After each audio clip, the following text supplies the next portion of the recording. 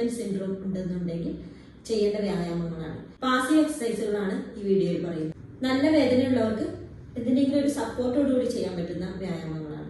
അതായത് ആദ്യം ഏത് കൈയാണ് വേദന ആ കൈ ഇത് മതിലിന്റെ സപ്പോർട്ടോടുകൂടി പതുക്കെ മുകളിലോട്ട്.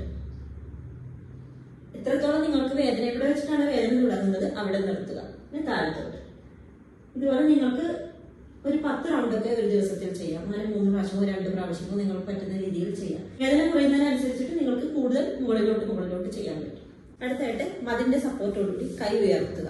എത്രയാണ് നിങ്ങൾക്ക് ഉയർത്താൻ പറ്റുന്നത് അത്രയും ഉയർത്തുക. കൈ നേരെ വെച്ചിട്ട് ഉയർത്താൻ പറ്റുന്ന അത്രയും ഉയർത്തുക, താഴ്ത്തുക. ഇതുപോലെ. ഇനി മൂന്നാമതായിട്ട് ഷോൾഡർ അതുപോലെ തിരിക്കാൻ ശ്രമിക്കാം. ഷോൾഡർ ഫ്രണ്ടിലോട്ട് അതുപോലെ തന്നെ ബാക്കിലോട്ട്. ഇത് ഒരു 5 റൗണ്ടെങ്കിലും ചെയ്യുക. വേദന സഹിച്ചുകൊണ്ട് ചെയ്യാതെ നിങ്ങൾക്ക് പരമാവധി ചെയ്യാൻ പറ്റുന്ന രീതിയിൽ ചെയ്യുക.